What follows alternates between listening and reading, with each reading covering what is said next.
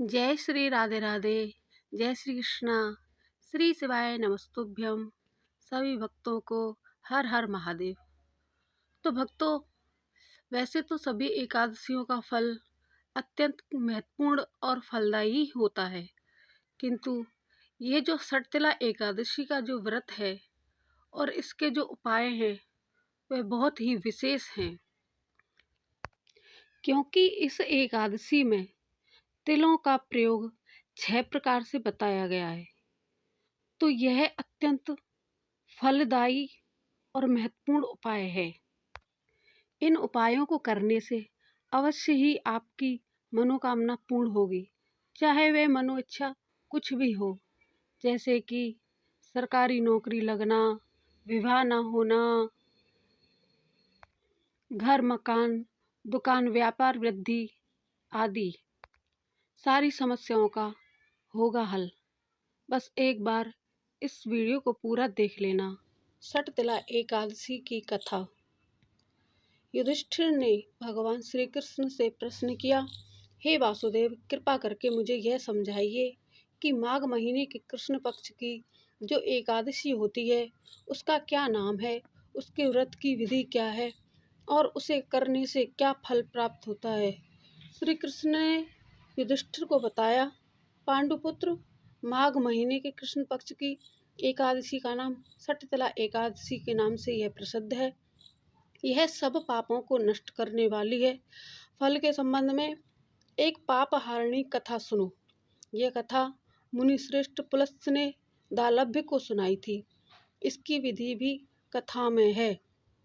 दालभ्य ने पुलत्स्य जी से पूछा, हे महाप्राज्ञ मुने, मनुष्य लोक में जन्म लेकर प्राणी प्राय पाप कर्मों में लगे रहते हैं। पाप कर्म करने से नरक के कष्ट भोगने पड़ते हैं। मैं जानना चाहता हूँ कि क्या किया जाए जिससे उन्हें ये कष्ट झेलने ना पड़े। महात्मा पुलत्स्य जी बोले, हे दालभ्य जी, आपने मुझसे बहुत ही सुंदर बात पूछी है, क्योंकि इसे संसार के जीवों का हित ही होगा। यह प्रश्न बहुत ही गंभीर है। इसका समाधान इंद्र आदि देवता भी नहीं जानते, परंतु मैं इस गुप्त भेद को आपको बता रहा हूँ। जब माघ का महीना आए तो मनुष्य को स्नान आदि से शुद्ध रहना चाहिए, इंद्रियों पर नियंत्रण रखना चाहिए, काम क्रोध लोभ मोह ईर्ष्या और अभिमान आदि को त्याग देना चाहिए। पुष्य नक्षत्र जिस दिन हो उस दिन हाथ पैर धोकर गोबर कपास और तिल मिलाकर उपले बनाने चाहिए। उन उपलों से 108 बार हवन करना चाहिए।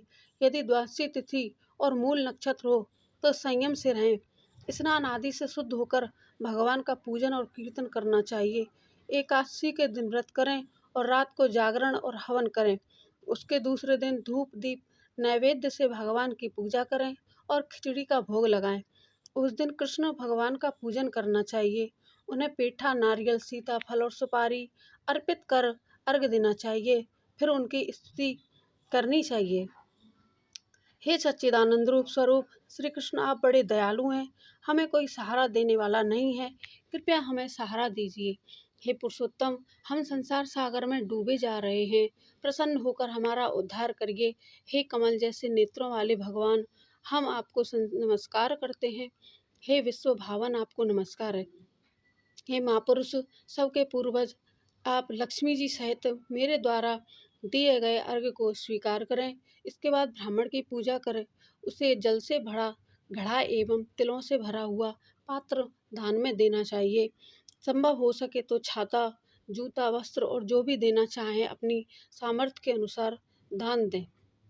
इस दान से श्री कृष्ण भगवान हम पर अति प्रसन्न होंगे।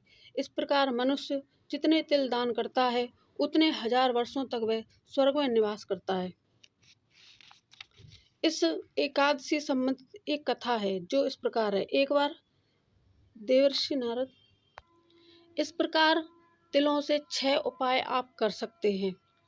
पहला, तिल स्नान। दूसरा, तिल का उबटन। तीसरा, तिल मिला हुआ जल। चौथा, तिलों से हवन। पांचवा, तिल का भोजन। और छठवां, तिल का दान। इसलिए इस एकादशी को सटतिला एकादशी कहते हैं। इससे अनेक प्रकार के पाप दूर होते हैं। घर में लक्ष्मी जी का आगमन होता है, घर की दरिद्रता दूर होती है, कर्ज मुक्ति होती है, विवाह आदि समस्याएं, सारी समस्याएं दूर हो जाती हैं। जय श्री कृष्णा। राधे राधे। हमारे चैनल को सब्सक्राइब जरूर करें, वीडियो को लाइक करें। धन्यवाद।